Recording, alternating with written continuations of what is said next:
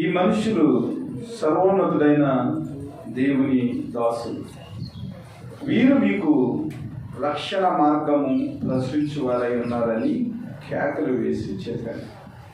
ప్రార్థించేద్దాం. స్తోత్రము మహాగణుడ, పరిశుద్ధుడ, మీ పాదాలకు లేఖలేని స్తుతి స్తోత్రాలు. వాక్యంలోని సత్యాలు గ్రహించి నీ కృపలో బలపడటానికి, నిజమైన నీ కుమారులుగా ఈ లోకంలో జీవించడానికి సహాయం చేసి నడిపించమని మీ ఆత్మ మా మధ్యలో ఉంచి మమ్మల్ని బలపరచిన ఈ మనందరినీ మా ప్రభువైన యేసుక్రీస్తు నామమున అడిగి వేడుకుంటున్నాం తర్వాత. ఈరోజు మన సందేశము పేరేమిటంటే, నిజమైన సర్వోన్నతుని దాసులు ఎవరు?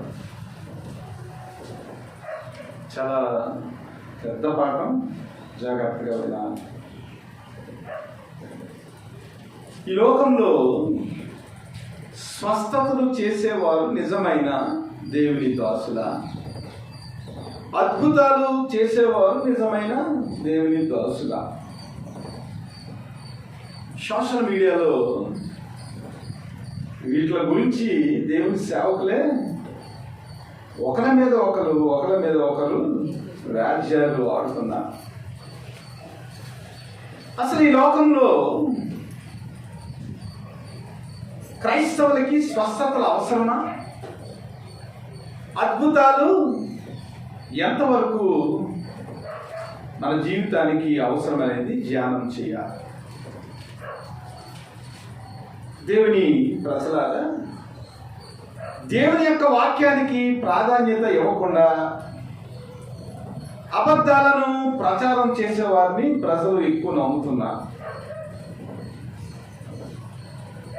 దేవుని యొక్క వాక్యాన్ని వక్రీకరించి చెబుతున్న వారికి ఈ లోకంలో లైక్లు ఎక్కువ వస్తూ ఉన్నాయి. అలాగే పాపం చేసిన వారికి హాని ఉండదని, దేవుని మాటను బట్టి కాకుండా తాముకి ఎలాగ తోస్తే అలాగా వారు ఏం చేస్తున్నారంటే దేవుని యొక్క వాక్యాన్ని బోధిస్తూ ఉన్నారు. అసలు దేవుడు దర్శనం ఇవ్వకుండానే దర్శనం వచ్చిందని, నాకు స్వస్థత వరం ఉందని, అద్భుతాలు జరుగుతాయని ఇష్టం వచ్చినట్లుగా బోధలు చేస్తూ ఉన్నా.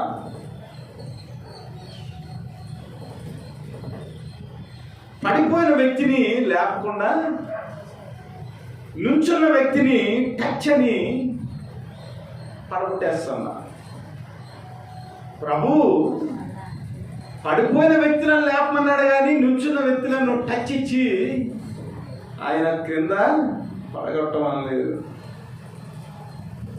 దేవుని బిడ్డలారా, మనం అర్థం చేసుకోవాల్సింది ఏంటంటే, స్వస్థతల విషయంలో, అద్భుతాల విషయంలో దేవుడే సర్వాధికారము కలిగిన వాడు, మనుషుల వల్ల ఏమీ కాదు.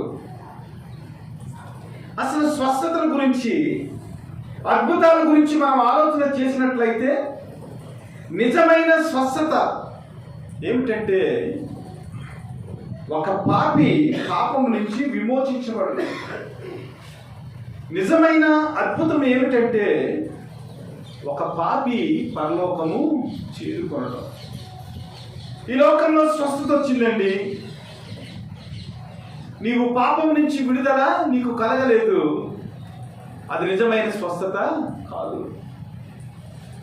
ఒక వ్యక్తికి పాప విమోచన కలిగినప్పుడు, తన పాపములు క్షమింపబడినప్పుడు, దేవుని యొక్క నామాన్ని అంగీకరించినప్పుడు ఆ వ్యక్తి జీవితంలో నిజమైన స్వస్థత జరిగింది. ప్రభువైన యేసుక్రీస్తు వారు స్వస్థత గురించి మాట్లాడుతూ అంటారు, ఇదిగో నీవు స్వస్థత పొందిదు కనుక ఇక మీదట పాపం చేయకుండా నీ జీవితాన్ని పరిశుద్ధంగా జీవించడం నేర్చుకోవాలన్నా. అనగా స్వస్థత వెనుక దేవుని యొక్క ఉద్దేశం ఏమిటంటే, ఒక పాపి శరీరపరంగా స్వస్థత జరిగిన తర్వాత దేవుణ్ణి విశ్వసించి ఆత్మీయపరమైన స్వస్థతలోనికి వెళ్ళి పరలోక రాజ్యం చేరుకోవాలని ప్రభువైన యేసుక్రీస్తు వారు స్వస్థతలు జరిగించారు. గుడ్డివారికి చూపునిచ్చారు, నడవలేని వారికి ఆయన స్వస్థతనిచ్చి నడిపించారు. కానీ ఈ లోకంలో స్వస్థత చిరకాలము జీవించేదానికి కాదు. చనిపోయిన లాజరును ఆయన లేపాడు, ఆ తర్వాత మరలా లాజరు చనిపోయాడు. యాయీరు కుమార్తెను లేపాడు, ఆ తర్వాత యాయీరు కుమార్తె మరలా చనిపోయాడు. దైవశాస్త్రంగా ఆలోచన చేసినట్లయితే చనిపోయి లేచిన లాజరు అది రిజరక్షన్ కాదు, పునరుద్ధానం కాదు. తెలుగులో దానికి లేదు, కానీ ఇంగ్లీష్లో రిససిటేషన్ అంట. రిససిటేషన్ వేరు, రిజరక్షన్ వేరు.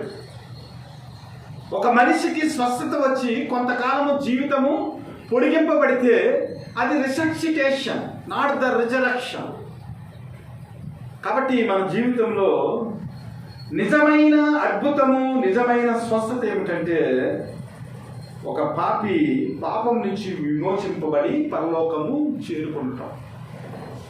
అయితే భౌతికపరమైన స్వస్థతలు లేవా, భౌతికపరమైన అద్భుతాలు లేవా అంటే ఉన్నాయి, అవి కూడా ఉన్నాయి. అయితే అవన్నీ కూడా దేవుని యొక్క చిత్తానుసారముగా మన జీవితాల్లో జరుగుతూ ఉంటాయి. ఒక వ్యక్తికి షుగర్ వచ్చిందండి, పాస్టర్ గారు ఏం చేసినట్టే, నీకు షుగర్ తగ్గిపోద్ది, నువ్వు ట్యాబ్లెట్లు వేసుకోకన్నాడంట. మీటింగ్లకు వచ్చి ఫస్ట్ రోజు, మూడో రోజు మీటింగ్లో మొత్తం షుగర్ డౌన్ అయిపోయి ప్రాణాపాయ స్థితిలోనికి వెళ్ళిపోయాడు. ఆ గృహంలో చదువుకున్న బిడ్డలు ఉన్నారు కాబట్టి వెంటనే డాక్టర్ గారి దగ్గర తీసుకెళ్ళిన తర్వాత షుగర్ ట్రీట్మెంట్ చేసి ట్యాబ్లెట్ వేసుకుంటే మరలా బ్రతికాడు. ఎందుకంటే నేను స్వస్థత వస్తుందని చెప్పి తెలిసిన దానికి కూడా మందేయకుండా, జ్వరం వస్తే పారాసెటమాల్ వేసుకుంటే తగ్గిపోద్దండి. పారాసెటమాల్ కనిపెట్టడానికి జ్ఞానం ఇచ్చిన వాడు దేవుడు. పారాసెటమాల్ వేసుకుంటే జ్వరం తగ్గిపోద్ది అన్నప్పుడు మరలా దాని గురించి ఆలోచించవలసిన పనే ఉంది.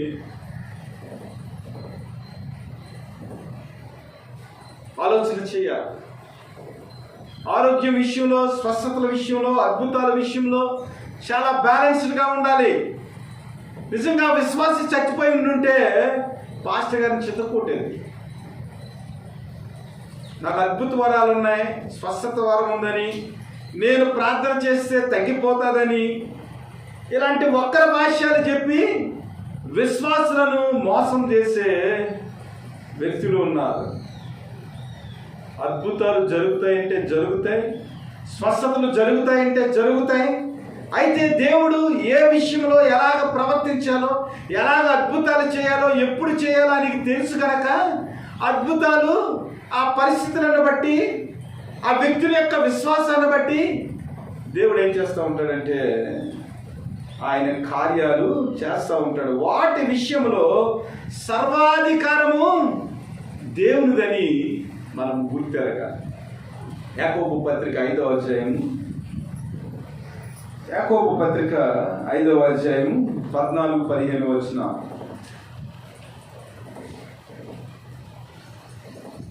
మీలో ఎవడైనాను రోగి ఉన్నాడా, అతడు సంఘపు పెద్దలను పిలిపించవలెను, వారు ప్రభు నామమున అతనికి నూనె రాచి అతని కొరకు ప్రార్థన చేయవలెను. విశ్వాస సహితమైన ప్రార్థన ఆ రోగిని స్వస్థపరచును, ప్రభు అతను లేపును. అతడు పాపము చేసిన వాడైతే పాప క్షమాపణ ఉండును. జాగ్రత్తగా ఆలోచన చేయాలి. స్వస్థత ఎలా వస్తుందంటే అతడు పాపము చేసిన వాడైతే పాప క్షమాపణ పొందును. ఒకవేళ ఆ వ్యక్తికి పాపం వల్ల ఒకవేళ రోగం వస్తే మనము ప్రార్థన చేసినప్పుడు ప్రభు ఆ పాపాన్ని క్షమిస్తాడు, ప్రభువే అతన్ని లేపుతాడు. పాస్టర్ గారి వల్ల ఏమీ రాదు. విశ్వాస సహితమైన ప్రార్థన ఆ రోగిని స్వస్థపరచును, ప్రభు అతను లేపును. అతను పాపము చేసిన వాడైతే పాప క్షమాపణ పొందును. కాబట్టి కార్యం చేసేవాడు, స్వస్థత ఇచ్చేవాడు ప్రభు అయిన యేసుక్రీస్తు తప్ప వ్యక్తులు కాదనేది మనము గమనించాలి. ఆయనే సర్వాధికారం గలవాడని, మన పాపములను నిశ్చయముగా ఆయన భరించెను, మన రోగములను నిశ్చయముగా ఆయన కలువరి శిలువలో మోసెను. మనను సృజించిన వాడు, మన పాపముల కొరకు బలైన యేసుక్రీస్తే మనకు స్వస్థత ఇవ్వగలడు కానీ వ్యక్తులు ఇవ్వలేరు. నూనెలో కచీపులో ఏ విధమైన స్వస్థత లేదు. కొంతమంది ఏం చేస్తున్నారంటే అహంకారంతో, అవిశ్వాసము లేదా అతి విశ్వాసం ప్రభువైన యేసుక్రీస్తుని సాతాను శోధించిందండి. కొండ మీదకి తీసుకెళ్లి కిద్రోను వాగులోకి దూకేమంది. కొండ మీద నుంచి కిద్రోను వాగు 170 అడుగులు. ప్రభువైన యేసుక్రీస్తు వారి దేవుడు ఆయన కనుక దూకేస్తే, అలాగ రెక్కలు విడుచుకుని అలా దూకేస్తే ఆ సీన్ చూసి చాలా మంది ప్రభు యొక్క విశ్వాసంలోకి వచ్చి ఉండేవారు. కానీ ప్రభు దూకేడా? దూకలేదు. వాక్యాన్ని పరిశీలన చేశాడు. ఇదిగో నీ దేవుడైన యెహోవాను శోధించుకో. వాడేమన్నాడంటే, ఇదిగో నువ్వు ఒకవేళ దూకేస్తే నీ పాదములకు రాయి తగలకుండా దేవుడు నిన్ను కాపాడుతాడు కదా, రాయిని రొట్టెగా చేసుకుని నువ్వు తినేచ్చు కదా. రకరకాలుగా సాతాను ఏం చేస్తాడంటే మనం శోధిస్తూ ఉంటాడు. ఒకవేళ మనం వాక్యం తెలిసిన వారం అయితే వాక్యం చేతే సాతాను మనల్ని పడగొట్టాలని చూస్తారు. కానీ నిజమైన విశ్వాసిగా వాక్యాన్ని అర్థం చేసుకున్నప్పుడు పరిశుద్ధాత్మ దేవుడు మనకు సహాయం చేస్తాడు. దేవుని బిడ్డలారా, నిజమైన సర్వోన్నతిని దాసులుగా లేదా సర్వోన్నతిని కుమారులుగా మనం ఏం చేయాలంటే వాక్యం మీద శ్రద్ధ పట్టి భౌతికపరమైన స్వస్థత మనను పరలోకము తీసుకుని వెళ్ళలేదు కానీ ఆత్మపరమైన స్వస్థత మన జీవితంలో పాపములు క్షమించబడినప్పుడు, పాప క్షమాపణ జరిగినప్పుడు, దేవుని నామాన్ని ఒప్పుకున్నప్పుడు మన జీవితంలో నిజమైన అద్భుతమైన కార్యం జరుగుతుంది. కాబట్టి ఆలోచన చేయాలి. ఇర్మియా రాసిన గ్రంథము 23వ అధ్యాయం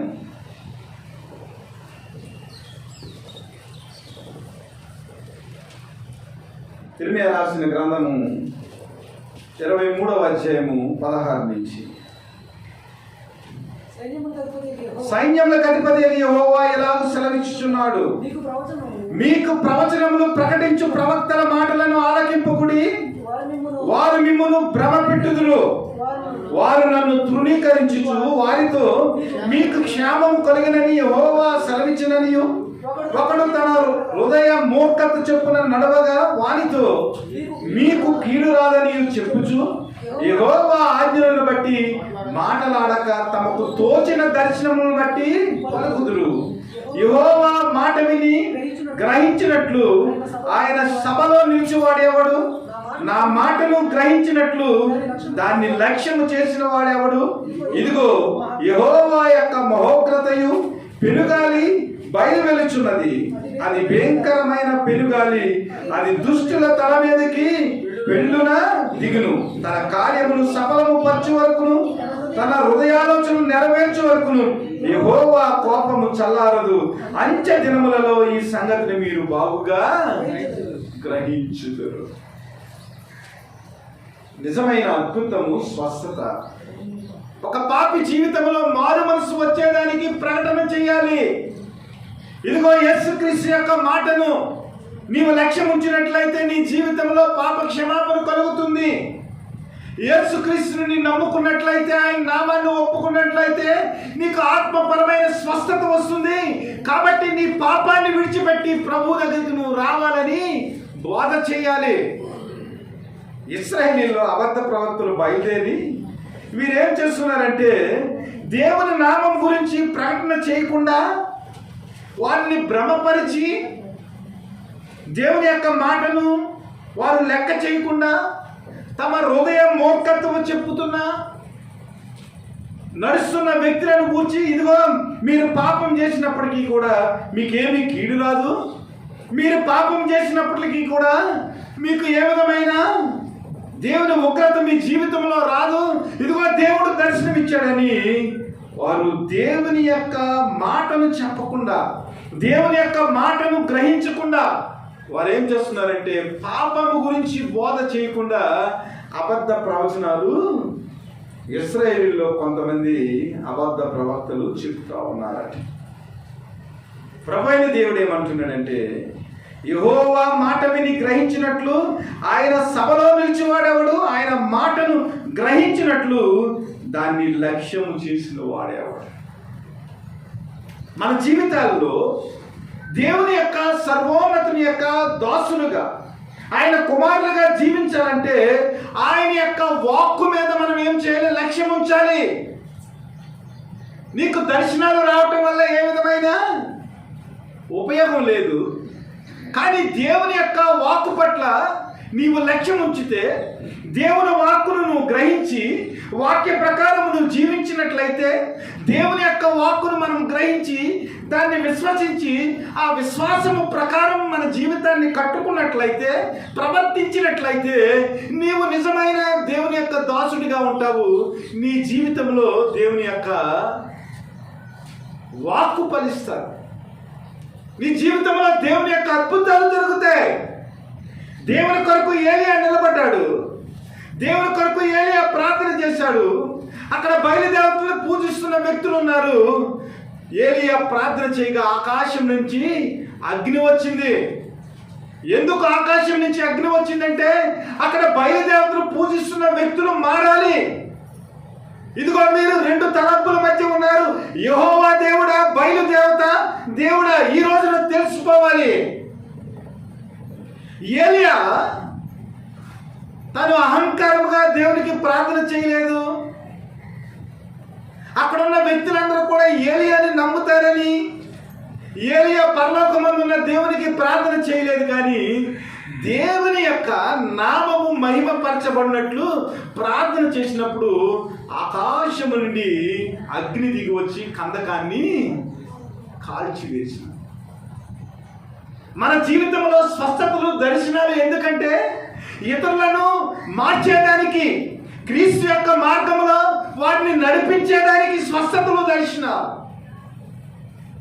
నీవు నేను స్వస్థతలు, దర్శనాలు పేరు చెప్పి నూనె నమ్ముకుని, కచ్చిపులు అమ్ముకుని డబ్బులు సంపాదించడానికి కాదు.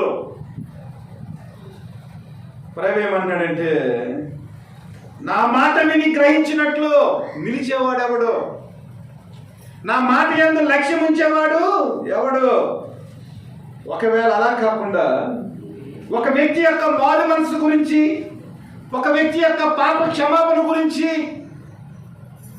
నీవు మాట్లాడకుండా, పాపి తన పాపం విడిచి దేవుని యొద్దకు రమ్మని నువ్వు సువార్త చెప్పకుండా అద్భుతాలు, స్వస్థతల గురించి నువ్వు మాట్లాడినట్లయితే దేవుడు ఏమంటాడంటే, ఇదిగో యెహోవా యొక్క మహోగ్రతయు పెనుగాలి బయలువెలుచున్నది, అది భయంకరమైన పెనుగాలి, అది దుష్టుల తల మీదకి పెళ్ళున దిగును.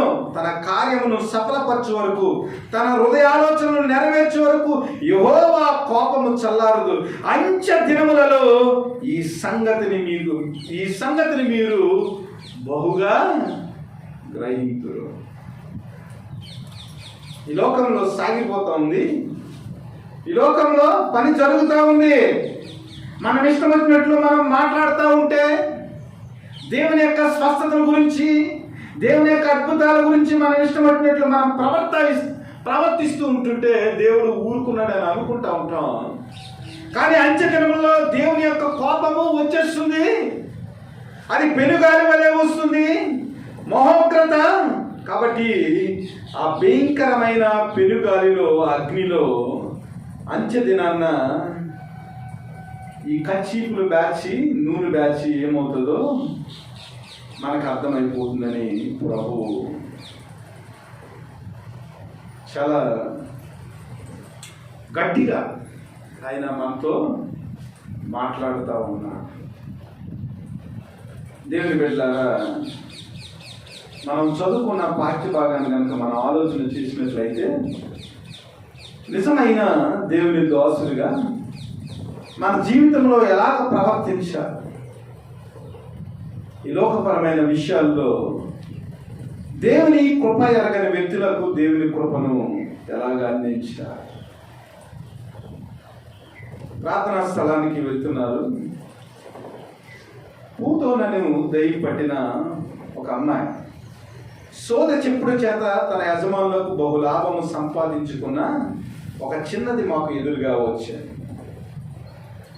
ఆమె పౌలును మమ్మును వెంబడించి, ఈ మనుషులు సర్వోన్నతుడైన దేవుని దాసులు, వీరు మీకు రక్షణ మార్గము ప్రచురించువారై ఉన్నారని కేకలు వేసి చెప్పారు. ఆలోచన చేయండి. సోది చెప్పే పిల్ల పూతోననే దెయ్యము అమ్మాయికి పట్టింది. ఆ దెయ్యం యొక్క ప్రభావము చేత సోద చెప్పి చాలా లాభం సంపాదించి వారి యొక్క యజమానులకి ఇస్తూ ఉంది. దేవుని యొక్క అపోస్తులు వచ్చారు, పౌలు వారిని. వచ్చినప్పుడు ఈ దెయ్యం ఏం చెప్తుందంటే, వీరు సర్వోన్నతుడైన దేవుని దాసులు,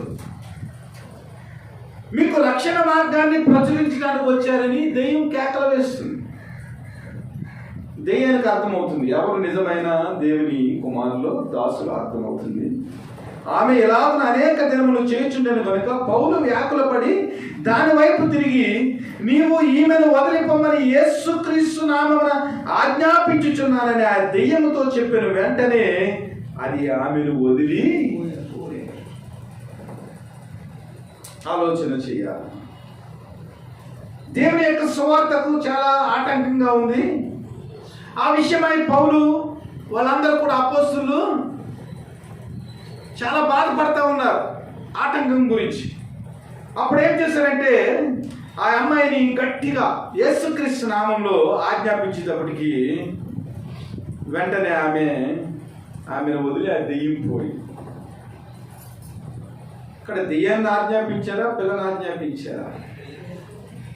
ఆమెలో ఉన్న దెయ్యాన్ని ఆజ్ఞాపించారు. ఆ దెయ్యం ఏం చేసిందంటే వెంటనే వెళ్ళిపోయి.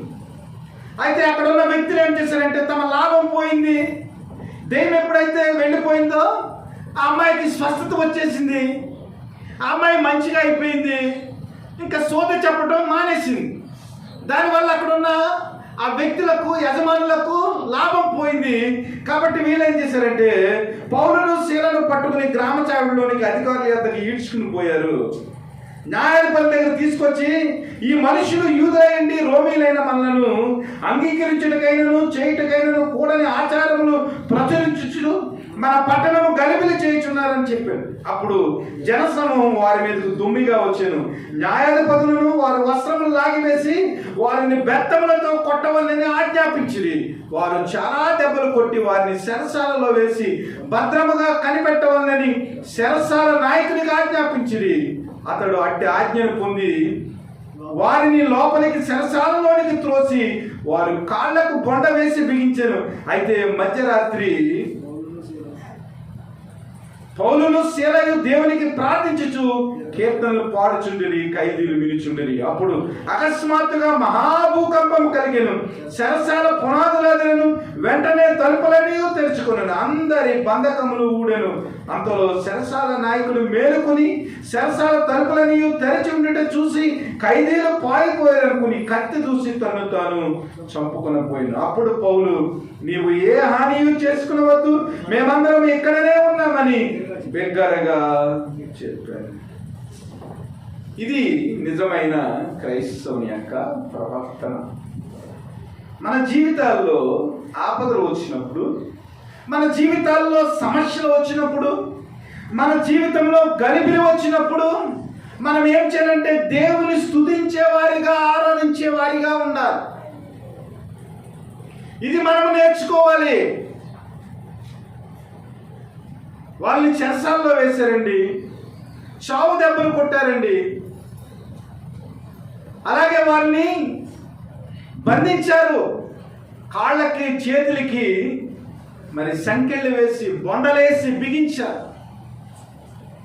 అలాంటి పరిస్థితుల్లో నిజమైన దేవుని కుమారులుగా దాసులుగా మధ్యరాత్రి వేళ పౌలు శీల ఏం చేస్తున్నారంటే దేవునికి ప్రార్థించుచు కీర్తనలు పాడుచుండిరి.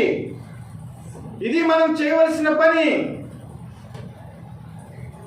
నీవు దేవుణ్ణి ఆరాధిస్తూ ఉంటే మొదట్లో మనం చెప్పుకున్నట్లయితే దేవుని యొక్క వాక్యాన్ని మనం లక్ష్యం ఉంచి దేవుని యొక్క వాక్యం మీద మనము శ్రద్ధ ఉంచినట్లయితే దేవుడు మన జీవితాల్లో అద్భుతాలు చేస్తాడు. మన జీవితాల్లో మన అద్భుతాలు వద్దనుకున్నా కూడా దేవుణ్ణి ఆరాధించగలిగితే, ఆయనను స్తుతించగలిగితే, ఇతరులను క్షమించగలిగితే మన జీవితంలో దేవుని యొక్క అద్భుతాలు జరుగుతూ ఉంటాయి. ఒక దగ్గర నుంచి సంఖ్యలతో కట్టేశారు, కాళ్ళకు బొండలేసి బిగించారు, కొరడాలతో కొట్టేశారు. అలాంటి పరిస్థితుల్లో దేవుని యొక్క దాసులుగా వీరు ఏం చేస్తున్నారంటే దేవునికి ఆరాధన చేయటం మొదలుపెట్టారు, దేవుని స్తుతి చేయటం మొదలుపెట్టారు. మొదలుపెట్టినప్పుడు అకస్మాత్తుగా మహాభూకంపం కలిగాను, చెరసాల పునాదులను వెంటనే తలుపులన్నీ తెరుచుకున్నాను, అందరి బంధకములు ఊడెను. ఇదేనా మామూలు అద్భుతమా? మహాభూకంపము కలిగి చెరసాల పునాదులు ఎదిరిపోయినాయి. పౌలు శీలలు, ప్రభువా మేము చెరసాలలో వేయబడ్డాం ప్రభువా, మమ్మల్ని సంఖ్యలతో బిగించేశారు ప్రభువా, కొరడాలతో కొట్టేస్తున్నాను, ఏదైనా అద్భుతం చేయాలని వారు ఏమీ అడగలేదు. వారి యొక్క పరిస్థితి దేవుడు తెలిసిన దేవుడు. అగ్నిగుండంలో కూడా మనకు తోడై ఉన్న దేవుడు, సింహాల బోనులో తోడై ఉన్న దేవుడు. నీవు శ్రమల్లో, బంధకాలలో, నీ జీవితంలో అస్వస్థత ఉంటే, నీ జీవితంలో అనారోగ్యం ఉంటే, నీ జీవితంలో క్లిష్ట పరిస్థితులు ఉంటే, ఆ పరిస్థితుల్లో కూడా దేవుడు నీతో ఉన్నాడని నీవు విశ్వసిస్తే, దేవుణ్ణి ఆరాధిస్తే, దేవుణ్ణి కీర్తిస్తే, ఆయనే నీ జీవితానికి కావలసిన అద్భుతాన్ని, స్వస్థతను చేయగలడు. ఆయన సర్వాధికారి. నీ పరిస్థితిని బట్టి అడుగు వాటన్నిటికంటే, ఊహించే వాటన్నిటికంటే అత్యధికమైన మేళను దయచేయగల దేవుడు. నీవు నేను చేయవలసింది ఏమిటంటే ఆయన వాక్యమందు లక్ష్యం ఉంచాలి, ఆయనను ఆరాధించాలి. అర్ధరాత్రి వేళ ఖైదీలు ఉంటుండగా దేవుడు ఏం చేసింటే అద్భుతం చేశాడు. దేవుని బిడ్డలారా, దేవుడు ఎందుకు అద్భుతం చేశాడో కింద మనం చూసినట్లయితే, ఎవరైతే పౌలును శీలను చెరసాల్లో వేసి సంకెళ్లతో బిగించి కొట్టారో వారి యొక్క రక్షణ కొరకు వారింటి వారందరూ కూడా దేవునిలో రావటం కొరకు దేవుడు అద్భుత కార్యాన్ని అక్కడ చేశాడు. పునాదులు ఎందుకు కదిలినవి? చెరసాల తలుపులు ఎందుకు తెరవబడినవి? అలాగే భూకంపం ఎందుకు కలిగింది అంటే, అక్కడున్న చెరసాల నాయకుడి యొక్క జీవితంలో క్రీస్తు యొక్క ప్రేమ వ్యక్తీకరించబడటానికి, ఆ వ్యక్తి క్రీస్తులో రావటానికి దేవుడు ఏం చేశాడంటే అద్భుతాలు చేశాడు, ఆశ్చర్యకార్యం చేశాడు. నిజంగా పౌలు శీలలు బంధించబడక ఉండకపోయినట్లయితే దేవుడు పరిస్థితిని ఎలాగ మారుస్తాడో చూడండి. వారందరూ కూడా కక్ష కట్టి వారి మీద పన్నాగం చేసి వారిని జైలుకు పంపించారు. కానీ దేవుడు ఏం చేశాడంటే ఆ పరిస్థితిని ఆశీర్వదకరంగా మార్చి దేవుని యొక్క ప్రేమ అక్కడున్న వ్యక్తులు అనుభవించడానికి దేవుడు అద్భుతాన్ని చేశాడు. ఖైదీలందరూ పారిపోయారు అనుకోండి, చెరసాల నాయకుడిని ఏం చేస్తారు? ప్రభుత్వం వారు అతన్ని కూడా శిక్షిస్తారు, ఆ వ్యక్తి మీద చర్య తీసుకుంటారు ప్రభుత్వం వారు. అందుకని ఆ వ్యక్తి ఏం చేశాడంటే జడిసిపోయి కత్తి దూసుకుని తను తాను చంపుకోపోయాడు. అప్పుడు పౌలు, నీవు ఏ హాని చేయవద్దు, మేమందరము ఇక్కడనే ఉన్నామని బిగ్గరగా చెప్పాను. అతడు దీపము తెమ్మని చెప్పి లోపలికి వెళ్ళి వణుకుచు పౌలును శీలకును సాగిలపడి వారిని వెలుపలకు తీసుకుని వచ్చి, అయ్యా రక్షణ పొందుటకు నేనేమి చేయవారు. కొట్టిన వ్యక్తిని, బంధించిన వ్యక్తిని అతను చనిపోతూ ఉంటుంటే, అయ్యా నువ్వు ఏ హాని కూడా నువ్వు చేసుకోవద్దు, మేమందరం ఇక్కడే ఉన్నామయ్యా, ఇదిగో దేవుడు నిన్ను దర్శించాడని సువార్త చెప్పినప్పుడు ఆ వ్యక్తి వణుకొచ్చేసి మొట్టమొదటిగా ఆయన వేసిన ప్రశ్న ఏమిటంటే, అయ్యలారా రక్షణ పొందుటకు నేనేమి చేయవలను? అర్థం కావాలి, వాక్యం అర్థం కావాలి. మా పాపకు పోలేదండి, మా అమ్మాయికి ఉద్యోగం రావాలండి, ఇదిగో మా జీవితంలో స్వస్థతలు జరగాలండి, అనారోగ్యం పోవాలండి. ప్రార్థన చేసింది సంఘము, దేవుడు సహాయం చేశాడు, కార్యాలు జరిగినాయి అనుకోండి. ఉద్యోగం వచ్చిన పాపం తీసుకొచ్చి సంఘంలో నిలబెట్టి, అయ్యా మీరు ప్రార్థించినప్పుడు మా పాపకు ఉద్యోగం వచ్చింది, మీరు ప్రార్థించినప్పుడు మా జీవితంలో స్వస్థత జరిగింది, దేవుడు కార్యం చేశాడు, మీరు కాదు, కానీ నా కుమార్తె రక్షణ పొందడానికి నేను ఏం చేయాలి?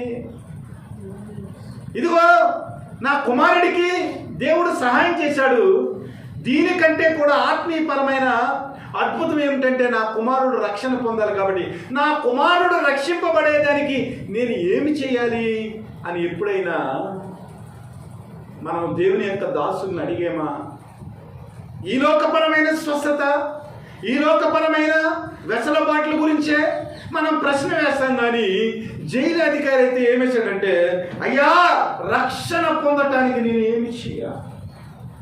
ఎందుకంటే రక్షణ పొందిన వ్యక్తి నిజమైన దేవుడు దాసుడుగా ఎలాగ ప్రవర్తించాలో అలాగ పౌలు శీలలు కూడా ఖైదీలో వారు ఉన్నప్పుడు దేవుని స్తుతించడం, ఆరాధించడం చూసినప్పుడు దేవుని యొక్క ఘనత ఏమిటో, దేవుడు ఈ లోకానికి ఎందుకు వచ్చాడో వారికి అర్థమైపోయింది. వారు పాటలు పాడినప్పుడు పాటల్లో ఉన్న విషయాలను వారు గ్రహించగలిగారు.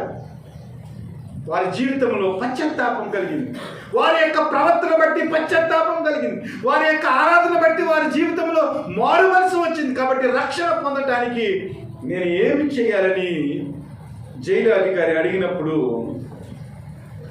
పౌలు శీలలు ఏమన్నారంటే, ప్రభువైన యేసునందు విశ్వాసం ఉంచుము, అప్పుడు నీవును నీ ఇంటి వారును రక్షణ పొందుదరని చెప్పి అతని ఇంటి వారు ఉన్న వారందరికీ దేవుని యొక్క వాక్యమును బోధించింది.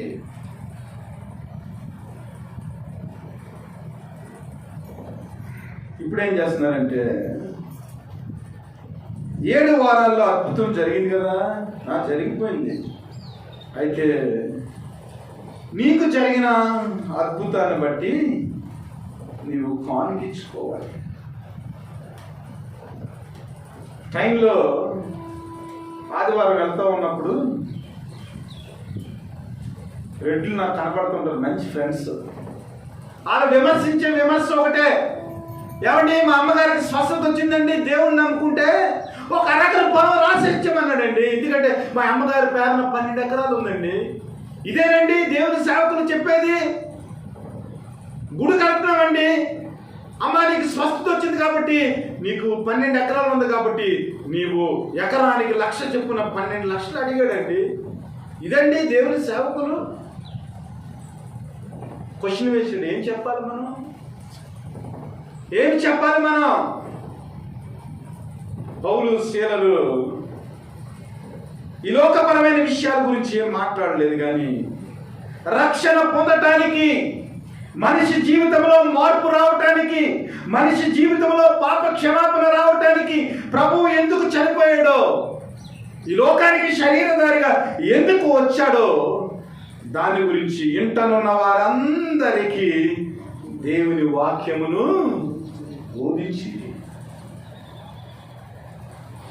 బోధించినప్పుడు ఆ రాత్రి ఆ గడియలోనే అతడు వారిని తీసుకుని వచ్చి వారి గాయములు కడిగిన వెంటనే అతడును అంటే ఇతను వారందరూ కూడా బాప్తిస్మము పొందిరి.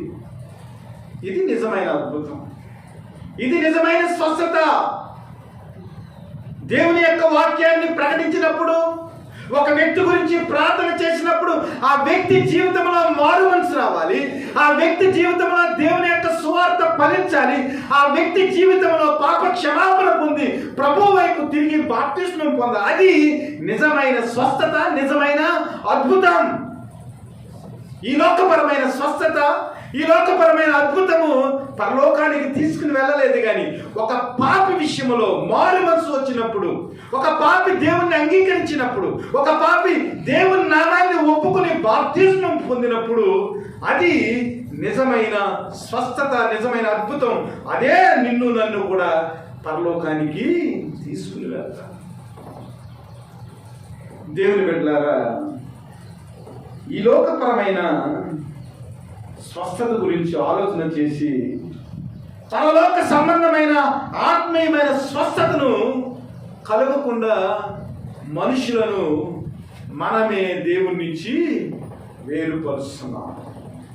ఈ లోకపరమైన ఆశలు చూపించి ఆత్మపరమైన పరలోకపు దీవెనలు కనబడకుండా వారి యొక్క మనోనేత్రాలను మనమే కప్పివేస్తున్నాం.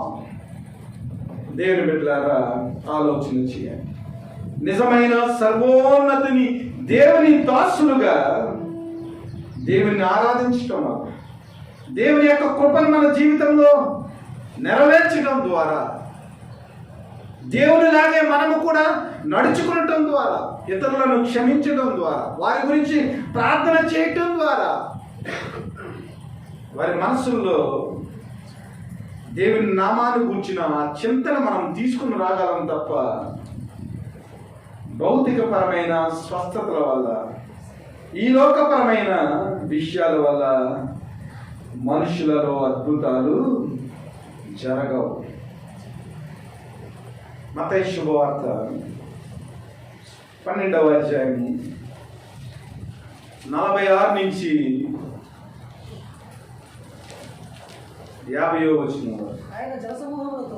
ఆయన జనసమూహములతో ఇంకా మాట్లాడుచుండగా ఇదిగో ఆయన తల్లియు సహోదరులను ఆయనతో మాట్లాడకూడచ్చు వెలుపల నిలిచి ఉండేది. అప్పుడు అప్పుడు ఇదిగో నీ తల్లియు నీ సహోదరులను నీతో మాట్లాడవాలని వెలుపల నిలిచి ఉన్నారని ఆయనతో చెప్పాను. అందుకు ఆయన తనతో ఈ సంగతి చెప్పిన వాడిని చూసి, నా తల్లి ఎవరు, నా సహోదరులు ఎవరని చెప్పి తన శిష్యుల వైపు చేయి చాపి, ఇదిగో నా తల్లియు నా సహోదరులను, పరలోకమందున్న నా తండ్రి చిత్త ప్రకారం చొప్పున చేయువాడే నా సహోదరులను, నా సహోదరియు, నా తల్లియు అని దేవునిస్తూ నిజమైన దేవుని కుమారులుగా, నిజమైన దేవుని ప్రజలుగా, దాసులుగా మన జీవితాల్లో దేవుని యొక్క చిత్తాన్ని గ్రహించి విధేయత చూపినప్పుడు మన జీవితాల్లో అద్భుతాలు జరుగుతాయి. ఈ లోకపరమైన శరీర సంబంధాలు, ఈ లోకపరమైన భౌతిక సంబంధాలు మన జీవితంలో అద్భుతాలు చేయవు. కానీ దేవుని యొక్క చిత్తాన్ని నెరవేర్చే వారిగా, ఆయన శిష్యులుగా మనం జీవించినప్పుడు మన ద్వారా ఇతరుల జీవితాల్లో ఆత్మీయపరమైన స్వస్థత, అద్భుతాలు జరుగుతాయని మనము జ్ఞాపకం చేసుకోవాలి. ప్రభు ఏమన్నాడంటే, ఇదిగో నీ తల్లి నీ సోదరులను నీతో మాట్లాడవాలని వెలుపల నుంచి ఉన్నారని ఆయనతో చెప్పాను. అందుకు ఆయన ఈ సంగతి చెప్పిన వాడిని చూసి, నా తల్లి ఎవరు, నా సహోదరులు ఎవరని చెప్పి తన శిష్యుల వైపు చేయి చాపి, ఇదిగో నా తల్లియు నా సహోదరులను, పరలోకమందున్న నా తండ్రి చిత్త ప్రకారము చేయవాడే నా సహోదరుడు, నా తల్లి అని తండ్రి యొక్క చిత్తాన్ని మనం గ్రహించినట్లయితే, తండ్రి చిత్త ప్రకారం మనం నడుచుకున్నట్లయితే, దేవుని శిష్యులుగా తన్ను తాను ఉపేక్షించుకుని తన సిలువనెత్తుకుని ఎవడైతే క్రీస్తుని వెంబడిస్తాడో వాడు నిజమైన శిష్యుడు. ఆ శిష్యుల వైపు చేయెత్తి ప్రభువైన దేవుడు ఏమన్నాడంటే, ఇదిగో నా తల్లియు నా సహోదరులని చెప్తాను. అయితే దేవుణ్ణి నమ్మటం వల్ల దేవుని అధికారం మన జీవితంలో రాదా? మన ద్వారా దేవుడు సహాయం చేయడా ఇతరులకు చేస్తాడు.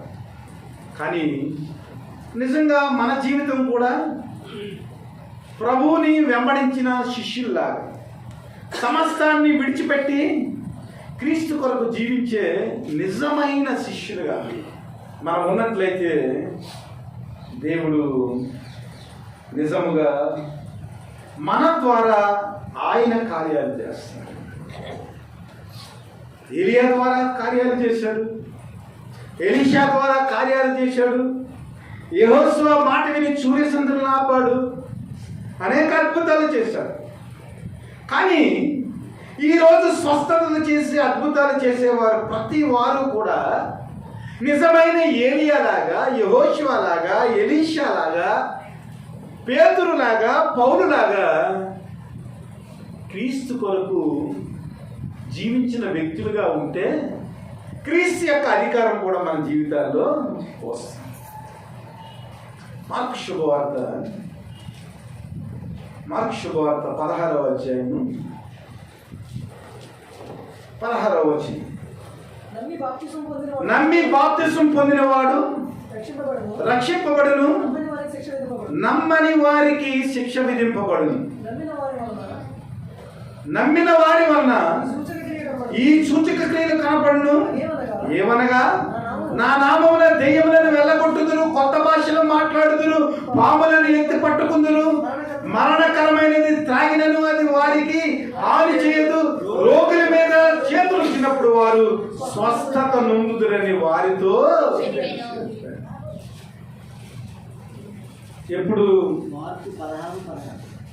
ఎప్పుడు ఈ విషయాలు జరుగుతాయి? నమ్మిన వారి వలన ఈ సూచక క్రియలు కనబడును. నిజముగా ప్రభువైన యేసుక్రీస్తుని వెంబడించే శిష్యుడుగా, అపోస్తలుడిగా నిన్ను నీవు ఉపేక్షించుకుని యేసుక్రీస్తు యొక్క నామానికి మహిమ వచ్చేలాగా నీ జీవితము నిజమైన అపోస్తలులు తమ చిరచర ఆస్తులను అమ్మి క్రీస్తు పాదముల యొద్ద పెట్టిరి. తమ ఆస్తులను అమ్మి అపోస్తుల పాదముల యొద్ద పెట్టిరి. కానీ ఇప్పుడు అద్భుతాలు చేసిన వారు, నూనె నమ్ముతున్న వారు తమ చిరచరాస్తులను అమ్మడం లేదు, కానీ చిరచర ఆస్తులను కచ్చిపులమ్మి కూడగొట్టుకుంటున్నారు. వారు నిజమైన దేవుని శిష్యులుగా దేవుని దృష్టిలో వారు ఎన్నుకోబడతారా? సమస్తమును పెంట కింద ఎంచి ఎలాగైనా పునరుద్ధాన బలమును పొందు నిమిత్తము వెనుకున్న వాటిని మరిచి ముందున్న వాటికే నేను పరిగెత్తుచున్నా.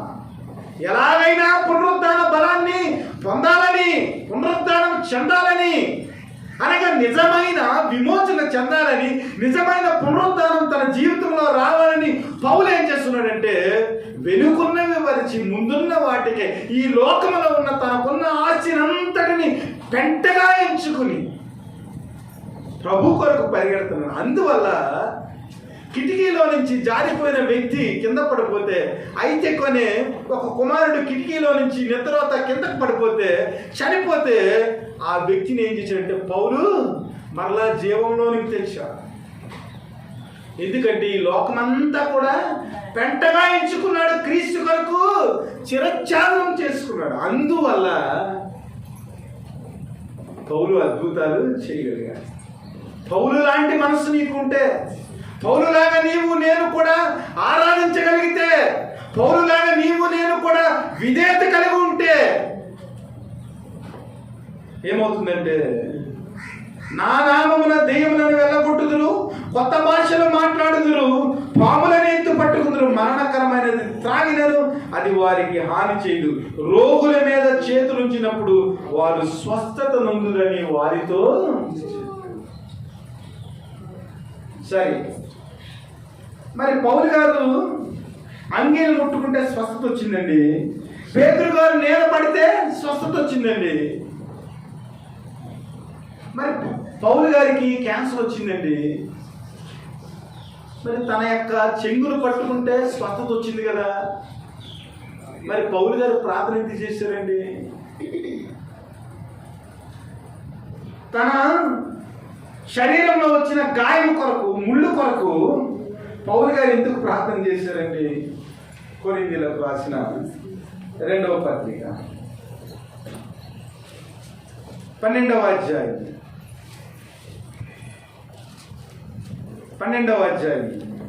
7 నుంచి 10 వచనాలు. నాకు కలిగిన ప్రత్యక్షతలు తానుకు కలిగిన ప్రత్యక్షతలు బహు విశేషముగా ఉండుట వలన నేను అత్యధికముగా హెచ్చింపబడకుండానట్లు శరీరంలో ఒక ముళ్ళు నేను అత్యధికముగా ఇచ్చుకోకుండా నిమిత్తం నన్ను నలగొట్టుకున్నకు సాతాను యొక్క ఉంచబడేది. దాని అంతలో తొలగిపోవాలని దాని విషయమై వేడుకుంటుంది, ప్రభువును వేడుకుంటుంది. అందుకు నా కృప నీకు చాలును, బలహీనత యందు నా శక్తి పరిపూర్ణమగుచున్నదని ఆయన నాతో చెప్పాను. కాగా క్రీస్తు శక్తి నా మీద నిలుచు నిమిత్తము విశేషముగా నా బలహీనతల యందే బహు సంతోషముగా అతిశయపడుతున్నాడు. ఆలోచన చేయండి. చాలా ప్రక్షిష్టత కలిగినాయి అంట. పరలోకం వెళ్ళిపోయాడు. పరలోకంలో ఏముందో చూశాడు. నేను అత్యధికముగా హెచ్చిపోకుండా నిమిత్తము నాకు శరీరంలో ఒక ముళ్ళు, నేను సాతాను యొక్క ముళ్ళును లేదా సాతాను యొక్క ఆ దూతను నా శరీరంలో ఉంచుకున్నా. ఆలోచన చేయాలి. రెచ్చిపోతూ ఉంటాం మనం. రెచ్చిపోయినప్పుడు ప్రభు ఏం చేస్తాడంటే శరీరంలో ముళ్ళు పెడతా ఉంటాడు. నేను అత్యధికంగా హెచ్చింపబడకుండానట్లు, ఇదిగో నాకు పరలోకపు ప్రత్యక్షలు వచ్చేసినాయి. పరలోకం సంబంధించిన అనేక విషయాల్లో దేవుని యొక్క ప్రేమను నేను చూశాను. కాబట్టి నేను హెచ్చిపోకుండా ఉన్నప్పుడు దేవుడు ఏం చేశాడంటే సాతాను యొక్క ఆ ముళ్ళును నా శరీరంలో ఉంచాడు. ప్రభుకు ప్రార్థన చేశాను. ప్రభువా, ఏమిటి నా జీవితంలో మంచి ప్రత్యక్షను ఇచ్చావు కదా, నా శరీరంలో ముళ్ళెందుకు పెట్టావు ప్రభువా? ప్రార్థించాడు. ముమ్మారు ప్రార్థించినప్పుడు దేవుడు ఏమన్నాడంటే నా కృప నీకు చాలును, బలహీనత యందు నా శక్తి పరిపూర్ణమగుచున్నదని ఆయన నాతో చెప్పిన. కాగా క్రీస్తు యొక్క శక్తి నా మీద నిలుచు నిమిత్తము విశేషముగా నా బలహీనత యందు బహు సంతోషముగా అచ్చయింది. నేను ఎప్పుడు బలహీనుడునో అప్పుడే బలవంతుడు కనుక క్రీస్తు నిమిత్తము నాకు కలిగిన బలహీనతల్లోను, నిందల్లోను, ఇబ్బందుల్లోను, హింసల్లోను, ఉపద్రవంలోను నేను సంతోషించు. ఇది నిజమైన దేవుని దాసులుగా మన జీవితంలో నేర్చుకోవాల్సిన విషయం. నా కృప నీకు చాలు. అయ్యా నాకు క్యాన్సర్ వచ్చింది, పర్వాలేదు, నా కృప చాలు. నువ్వు ఎప్పుడైతే బలహీనపడతావో అప్పుడే నేను నా బలాన్ని ఇస్తాను. పౌలు గారికి అర్థమైంది. నిజమైన దేవుని దాసుడిగా ఆయన సిలువను మోసాడు. ఎవరైతే హింసింపబడతారో క్రీస్తు నిమిత్తము వారు దేవుని యొక్క వారసులుగా పిలువబడతారనే విషయము అర్థమైంది. క్రీస్తు నిమిత్తము నాకు కలిగిన బలహీనతల్లో, నాకు కలిగిన ఇబ్బందుల్లో, ఉపద్రవములలో నేను సంతోషించుచున్నా. ఒకవేళ నీ జీవితంలో దేవుని యొక్క స్వస్థత రాలేదు, ఏంటి ప్రభా 50 సంవత్సరాలకే క్యాన్సర్ వచ్చేసింది, ఏంటి ప్రభా 40 సంవత్సరాలకే క్యాన్సర్ వచ్చేసింది, ఏమిటి ప్రభా నేను ప్రార్థన చేసినా కూడా నాకు స్వస్థత రావడం లేదు, నా జీవితంలో అద్భుతాలు రావటం లేదంటే ప్రభా ఏంటంటే నా కృప నీకు కాదు. మనకు అర్థం కావాలి. క్రీస్తు యొక్క కృప పరలోకానికి తీసుకెళ్తుందని మనకు అర్థం కావాలి. క్రీస్తు యొక్క కృప మన బలహీనలతో మనకు బలాన్ని ఇస్తుందని మనకు అర్థం కావాలి. శ్రమల్లోను, బాధల్లోను క్రీస్తు యొక్క కృపను బట్టి క్రీస్తు నిమిత్తం మనం సంతోషపడేవారిగా, అతిశయపడేవారిగా మన జీవితాన్ని మనం ఏం చేయాలంటే క్లీన్ అప్ చేసుకోవాలి. ఒకవేళ స్వస్థత రాలేదా, ఒకవేళ అద్భుతం జరగలేదా, మనకు అర్థం కావాలి. శారీరకపరమైన స్వస్థత నాకు అవసరం లేదు కాబోలు, క్రీస్తు నన్ను పిలుస్తున్నాడేమని నీవు ఆయనను ప్రార్థించి స్తుతించి ఆరాధించి ఏం చేయాలంటే, ప్రభువా తరతరములకు మా నివాస స్థలము నీవే. దావీదు అన్నాడు, నాయన నీ గుడారములో నేను దర్శించాను ప్రభా, నీ గుడారములో నేను దాక్కుంటాను ప్రభా, నీ పర్ణశాలలో నాకు సంతోషం కలదని ప్రభువుకు మనం ఏం చేయాలంటే ప్రార్థన చేయాలి. నిజమైన దేవుని దోసులుగా మన జీవితాల్లో అలాంటి విషయాల్లో మనం ఏం చేయాలంటే దేవుణ్ణి మెప్పించేవారిగా, శ్రమల్లో బాధల్లో సంతోషించేవారిగా, ఇప్పటి వరకు దేవుడిచ్చిన కృపను బట్టి ఆనందించి, ఇదిగో ప్రభా 50 సంవత్సరాలు నా జీవితంలో, 60 సంవత్సరాలు నా జీవితంలో, 70 సంవత్సరాలు నా జీవితంలో నీ కృపను అనుభవించేదానికి నాయన సహాయం చేసావు. నా జీవితంలో ముళ్ళుంది ప్రభా, కాకపోతే ఆ ముళ్ళను తట్టుకునే శక్తిని నీ కృప ద్వారా పొందుకునేదానికి నాకు సహాయం చేయమని అడగాలి. దేవుడు ఆత్మీయమైన స్వస్థతనిచ్చి, ఆత్మీయమైన బలాన్ని ఇచ్చి, ఆయన వాక్కు ద్వారా మనల్ని సంతోషింపజేసి నీ జీవితంలో దేవుని యొక్క అద్భుతాన్ని ఆయన చేయగలడు. కాబట్టి అద్భుతాల విషయంలో, స్వస్థతల విషయంలో మన ప్రవర్తన ఎలా ఉందో ఆలోచన చేయాలి. శారీరకపరమైన స్వస్థత వస్తేనే దేవుణ్ణి అంగీకరిస్తామా? ఆత్మీయపరమైన స్వస్థతనిచ్చిన దేవుడు మన కొరకు కలవరిగిరిలో ఆయన రక్తాన్ని చిందించిన దేవుని యొక్క కృపను మనము ఎట్టి విధంగా ఆలోచన చేస్తున్నాం, ఆలోచన చేయాలి. మత్తయి శుభవార్త 8వ అధ్యాయము 17వ వచనం.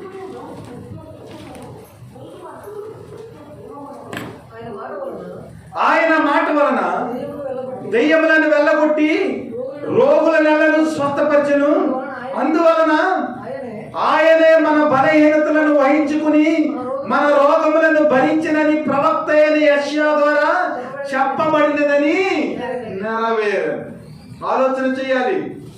దేవుడు ఎందుకు స్వస్థత ఇచ్చాడు, దెయ్యములను ఎందుకు వెళ్ళగొట్టాడంటే ఆయనే మన బలహీనతలను వహించుకుని మన రోగములను భరించనని ప్రవక్త అయిన యెషయా ద్వారా చెప్పబడిన ఆ లేఖనము నెరవేరటానికి వారికి అర్థం కావటానికి ప్రభు ఎందుకు స్వస్థత చేశాడంటే వారికి లేఖనాలు అర్థం కావాలని. ఇదిగో నిశ్చయముగా దేవుడు మన రోగములను బయలుచెను, ఆయన సహించనని యెషయా 53లో ఉన్న వచనం వారికి అర్థం కావాలని వారికి స్వస్థతనిచ్చాడు దేవుడు. అంతేగాని ప్రభు అయిన దేవుడు డబ్బులు సంపాదించుకునేదానికి, ఆయన యొక్క ఇమేజ్ని పెంచుకునేదానికి ఆయన స్వస్థతనివ్వలేదు, దెయ్యాలను వెళ్ళగొట్టలేదు. కానీ పాత నిబంధనలో ఉన్న లేఖనాల్లో ఉన్న యేసుక్రీస్తు ఎవరో అక్కడ ఉన్న పరిసయ్యులకు, శాస్త్రులకు, దేవుణ్ణి వ్యతిరేకించిన వ్యక్తులకు ఆయన ప్రత్యక్షపరచుకోవటానికి స్వస్థతలు చేశారు. ఇది మనకు అర్థం కావాలి. నిజంగా నీవు నేను కూడా ప్రభువైన యేసుక్రీస్తుని మహిమపరచడానికి ప్రార్థన చేస్తే మన జీవితంలో కూడా మన ద్వారా దేవుడు అద్భుతాలు చేస్తాడు. 12వ అధ్యాయం మత్తయి శుభవార్త 22వ వచనం.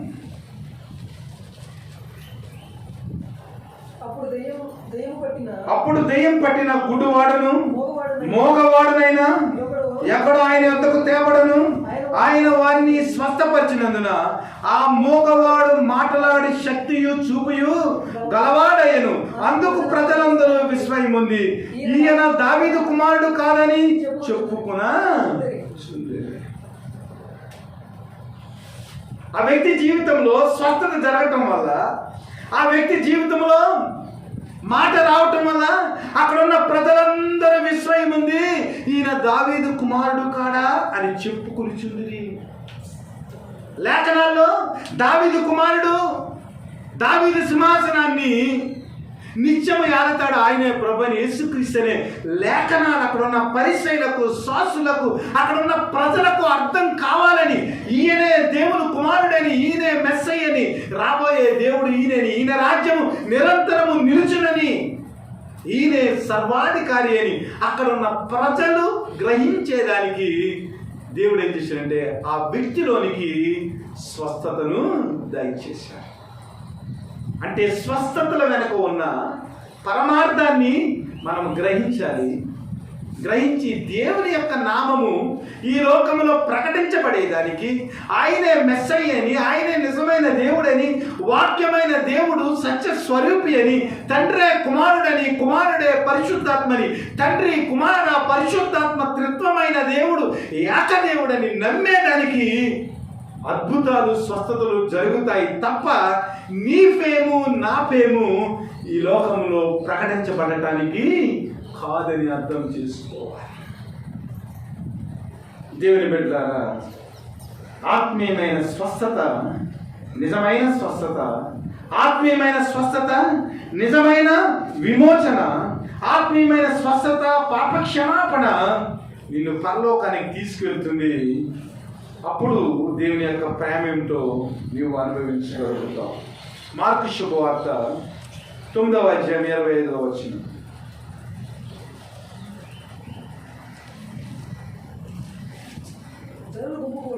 జనులు గుంపుగూడి తన యొద్దకు పరిగెత్తుకుని వచ్చుట యేసు చూసి, మోగైన చెవిటి దైమ వానిని వదిలిపొమ్ము, ఇక వానిలో ప్రవేశించవద్దని నీకు ఆజ్ఞాపించుచున్నానని చెప్పి ఆ పవిత్రాత్మను గద్దించెను. అప్పుడు అది కేకలు వేసి వానిని ఎంతో విలవిల్లాడించి వదిలిపోయిను. అంతటా వాడు చచ్చిన వాని వలె ఉండెను కనుక అనేకులు వాడు చనిపోయారు. అయితే యేసు వాని చెయ్యి పట్టి వాని లేవనెత్తగా వాడు నిలబడెను. ఆయన ఇంటిలోనికి వెళ్ళిన తర్వాత ఆయన శిష్యులు మేమెందుకు ఆ దెయ్యములను వెళ్ళగట్టలేకపోతామని ఏకాంతమున ఆయనను అడిగిరి. అందుకు ఆయన ప్రార్థన వలనే గాని మరి దేని వల్లైనను ఈ విధమైనది వదిలిపోవుట అసాధ్యమని వారితో చెప్పాను. శిష్యులకు అధికారం ఇచ్చాడండి దేవుడు. శిష్యులకు అధికారం ఇచ్చినప్పుడు ప్రయోగించారు అధికారాన్ని, కానీ వారి వల్ల కావలేదు. కానీ దేవుడు వచ్చి ఆ దెయ్యాన్ని గద్దించినప్పుడు అది విలవల్లాడించి వెళ్ళిపోయింది. శిష్యులు అన్నారు, ప్రభా మాకు అధికారం ఇచ్చావు కదా దెయ్యాలను వెళ్ళగొట్టడానికి, చాలా మంది మీద మేము ప్రయోగించాం, దెయ్యాలన్నీ వెళ్ళిపోయి ఏమిటి ఇక్కడ జరగలేదు అద్భుతం అంటే ప్రభు ఏమన్నాడంటే, నాయన ప్రార్థన వల్ల కాదు కానీ ప్రార్థన వల్లనే ఇది జరుగుతుంది. అయితే ఆ ప్రార్థన ఇంకా గట్టిగా ఉండాలి. అది పోయేదానికి మీకు అవసరమైన ప్రార్థన మీరు చేయలేదు కనుక మీ జీవితంలో నా నామము బయలుపరచబడలేదు, అది వెళ్ళలేదని. కాబట్టి మన జీవితంలో అద్భుతాలు దేవుడు అధికారం ఇచ్చిన ఒకసారి జరగవు. ఎందుకు జరగలేదంటే మనం దాన్ని ఆలోచన చేయాలి, ప్రార్థన చేయాలి. ఇలాంటివి ప్రార్థన వల్లనే కానీ మరి దేని వల్లైనా ఈ విధమైనవి వదిలిపోవటం అసాధ్యమని వారితో చెప్పాను. ప్రార్థన మానేశారు, అధికారం ఉంది కదని వాళ్ళు ఇష్టం వచ్చినట్టు ప్రయోగించటం చేపడుతున్నారు. ప్రార్థన వెనకబెట్టారు, దెయ్యం పోలే. మన జీవితంలో కూడా కార్యాలు జరగటం లేదంటే ఎందులోనో ల్యాప్స్ ఉంది. మన జీవితంలో కూడా అద్భుతాలు జరగటం లేదంటే ఎందులోనో ల్యాప్స్ ఉంది. నిన్న నేడు నిరంతరం ఏకంగా ఉన్న దేవుడు స్వస్థతలు అద్భుతాలు చేస్తాడు, కానీ అది మనుషుల వల్ల కాదు, దేవుని యొక్క సర్వాధికారం మీదే మన జీవితంలో స్వస్థతలు వస్తాయి. ఒకవేళ రాలేదంటే దేవుని కృపను మనం ఆలోచన చేసి దేవుడు ఇప్పటి వరకు మన జీవితంలో చేసిన కార్యాలను బట్టి ఆయన స్తుతించి ఆయన వాక్యం మీద లక్ష్యం ఉంచి ఆయనకు విధేయతను మనం కలిగి ఉన్నప్పుడు ఏమవుతుందంటే మన జీవితంలో ఉన్న లోపాన్ని దేవుడు తీసివేసి ఆయన కనికరాన్ని మన జీవితంలో ఇస్తాడు. అంతేగాని మన జీవితంలో మనము అతిశయపడి దేవుని యొక్క నామాన్ని మనము హెచ్చించకుండా మన నామాన్ని హెచ్చించుకునే వారిగా ఉన్నట్లయితే నిజమైన సర్వోన్నతిని దాసులుగా మనం ఉండలేము. మన జీవితం వల్ల కార్యాలు జరగవు. ఒకవేళ కార్యాలు జరగటం లేదంటే మన జీవితంలో ఏదో లోపం ఉందని మనం గ్రహించి ప్రభు పాదాల చెంత మనం ప్రార్థన చేసినప్పుడు ఉపవాసం ఉండి దేవుని దగ్గర కన్నీరు కార్చినాం. దేవుడు అద్భుతాలు చేసే దేవుడు, నిన్న నేడు ఏకరీతిగా ఉన్న దేవుడు. ఆయన అల్ప ఓమేగగా ఉన్న దేవుడు, నిత్యము రాజై ఉన్న దేవుడు, సర్వాధికారి, సత్యవంతుడైన దేవుడు, సహాయం చేసే దేవుడు. కాబట్టి మన జీవితంలో అద్భుతాలు జరగలేదని మీరేమీ బాధపడవలసిన విషయం లేదు. నిజమైన అద్భుతము ప్రభువైన యేసుక్రీస్తుని అంగీకరించినప్పుడు ఆత్మీయమైన స్వస్థత కలిగింది. ఆయన శరీరంలో మనము పాలిభాగస్థులమయ్యాము. ఆయన సింహాసనానికి మనము వారసులమయ్యాము. పరలోక రాజ్యానికి దేవుని ద్వారా మనము కట్టబడుతున్న గృహాలుగా ఉన్నాం. కాబట్టి ఏ విధమైన శారీరక పరమైన స్వస్థతల గురించి ఆలోచన చేయకుండా ఆత్మపరమైన స్వస్థతను బట్టి, దేవుని కృపను బట్టి మనం బలపడేవారిగా, ఆయనందు విశ్వాసం ఉంచేవారిగా, ఆయనను ఆరాధించేవారిగా, ఆయనకు విధేయత కలిగిన సర్వోన్నతుడైన దేవుని దాసులుగా జీవించేదానికి మనము కట్టుబడదాం. అట్టి కృప దేవుడు మనకు దయచేసి మనలను ఆస్వాదించునుగాక. ఆమేన్.